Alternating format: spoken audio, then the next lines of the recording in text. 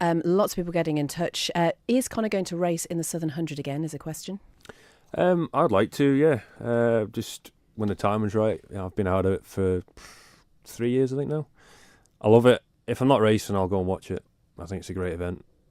If you could go back to any era of TT racing, obviously we hear so much about the greats of yesteryear. What era would you like to be in? Who would be your ideal racing companion?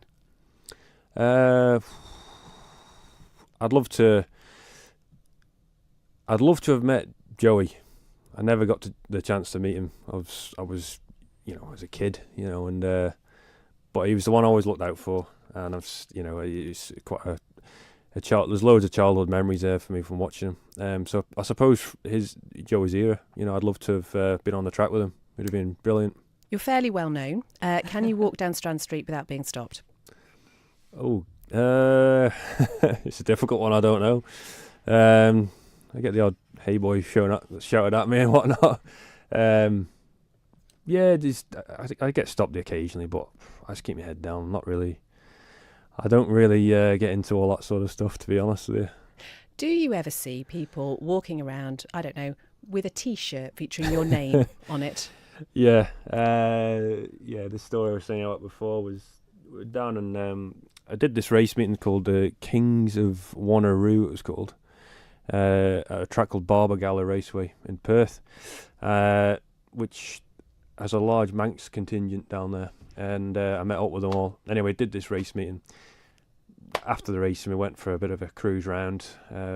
Both myself, Ian Locker, and Guy Martin, we were just out for the day, and we sat waiting for this bus. And I couldn't believe my eyes. There was a guy walking up to the bus stop with one of my old T-shirts on. It had 2 Meter Man on it, because that was one of my old T-shirts. And I still to this day, it still baffles me how one of my T-shirts has got down in Australia. It's amazing, but that's how well travelled the TT is, Kurt is listening in Connecticut, USA, and that sort of links us to the next piece of music you've chosen. What is this and why? Yeah, it's a song called "Could You Be Loved" by Permagroove, and this is the band that I was out in Alabama with my friends and sponsors, Red Torpedo. We had a race meeting out there for classic bikes, big cafe racer festival as well, and did the Saturday race, and everyone was like, right, Saturday night we're going to Gip's place. So I was thinking, well, where's this Gip's place? Driving right out into the sticks, pitch black, and we come to this housing estate, and it was just so different to what I'm used to. I was a bit out of my comfort zone, and it's in this estate. Anyway, hear this music playing, all I could see was just this bungalow, made of a wooden bungalow. Right, we're at Gip's place. Right, where's this music coming from then? And you look down you go down this big driveway, down a hill, and it's basically at the end of this guy's garden. And it's a wooden shack that he's made. And all these, I'm going to say, world famous bands have played there. And there's photographs, plastered all over the wall of all these bands, artists who have come and played.